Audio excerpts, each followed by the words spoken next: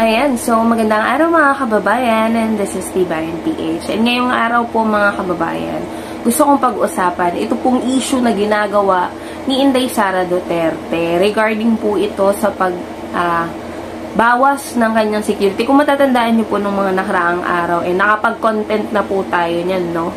So ito naman po, pakinggan naman po natin yung opinion po dito ni Secretary Larry Gadon. So, ayan. Pakinggan natin. Ngayon naman ay gusto ko ipaliwanag yung aking naging reaksyon doon sa napakaraming security detail ni Vice President Sara. Para sa akin ay hindi naman kinakailangan na ganun karami ang security detail sapagkat ang Vice President naman ay wala namang grave threat or danger. In fact, ang ginastos itong nakaraan 2 taon sa security detail ni Vice President Sara ay umabot ng 500 million pesos or $500 million. Ito ay napakalaking pondo para sana ay ginamit na lang sa ibang mga pangangailangan ng ating mga kababayan. Napakarami ng mga naghihirap na mga kababayan natin na ang tulong na 500 million ay napakalaki na yan upang ang kanilang kahirapan na nararanasan ay maibsan. At ang nakakapagtaka dito ay kung bakit na nagrereklamo pa sila dyan sa natira na 358. Dati, ang security detail niya ay 433. Nung binawasan ng 75 personnel ng PNP, ay ang natira sa kanya ay 358. Hindi pa ba naman sapat yun? Para sa akin niya, sobra-sobra pa rin yung 358 na security. Pero nagre-reklamo pa siya. Ibig ang sinasabi pa niya na yun daw ay isang political harassment. Paano naging political harassment yan? Meron ka pang 358 na security personnel na natira. Napakarami pa rin yun. Imagine niyo kung gaano karami 358 na security detail. At yung allowance na binibigay sa kanila, napakalaki. Hindi sa akin issue yung allowance nila dahil talaga naman dapat na may sweldo sila. Ang sinasabi ko lamang bakit napakarami? Bakit napakarami? Ngayon, hindi na nga sana ako masyadong kikibo dyan Gusto ko na alam manahilig niya sa bagay na yan.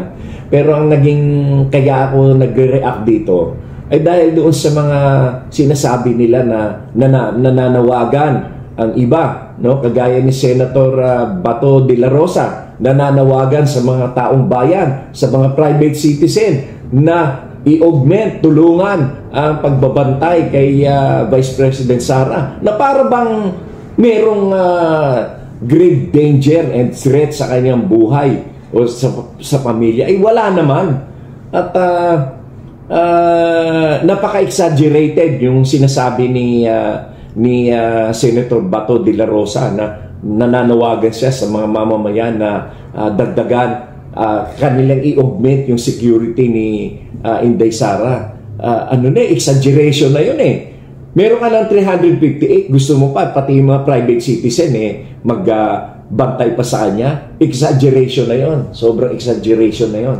Kaya ito talagang nagbigay ako ng reaction at nagpapasalamat naman ako dahil ang ating media ay kinover yan.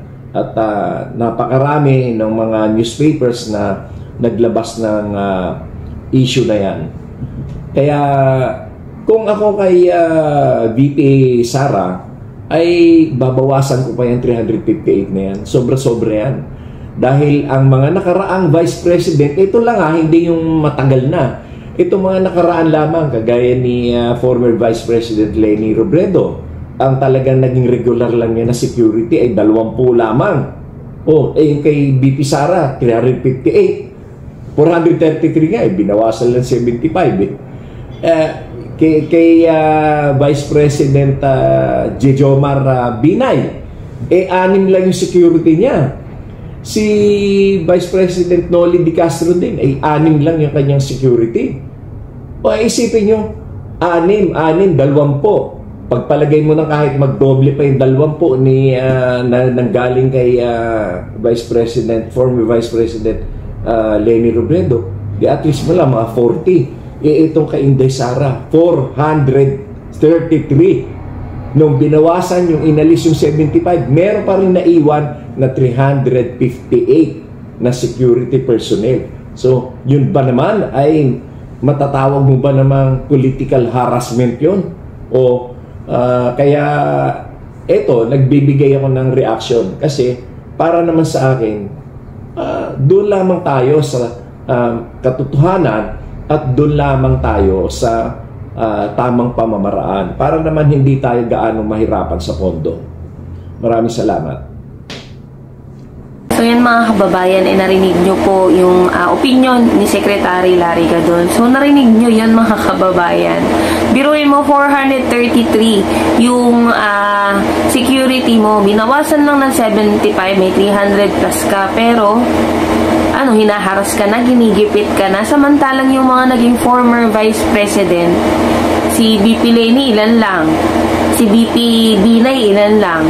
Tapos ikaw, may 300 ka pa, napaka-OA mo. Tapos yung mga alipores mo, OA din. Na kailangan pang manawagan sa ibang mga kababayan natin para bantayan. Bakit? Ano ka ba? Ginto ka ba para mawala? Or para ano? Hindi ka naman gold. Hindi ka rin naman nagtatrabaho. Kasi nga, papetiks-petiks ka lang. Tapos, itong mga supporter mo naman, bilib na bilib dun sa open letter na pinost mo sa social media. Ikaw, proud ka rin na mag-post ng open letter, tas in-address mo pa na napaka-unprofessional way. Vice President ka pa naman. Buti sana kung wala ka sa pwesto Ganyan bang asal dapat ang Vice President natin? Isama mo na yung mga alipores mo. Narinig nyo mga kababayan, napaka-OA po. Ayan, napaka-OA po ni Inday Sara, pati na rin yung mga alipores niya at yung mga kritiko ni PBBM na akala mo aping-ape, ginigipit daw. Ginigipit pa yan 300 plus pa yung security Samantalang yung mga previous Vice President, ilan lamang po yung mga naka-assign security sa kanila. Pero wala kang maririnig na mga ganyang kaartihan. Masyadong spoiled kasi. Wala kang maririnig na ganyang kaartihan at nagagawa pa rin nila yung trabaho nila. Kahit na iilan lang yung security nila. Yan, 300 plus na nga yung security. Well, dati 433. Pero wala namang nagagawa, wala namang ginagawa. Biruin mo, ilang milyon yun na ginagastos para sa security ni Inday.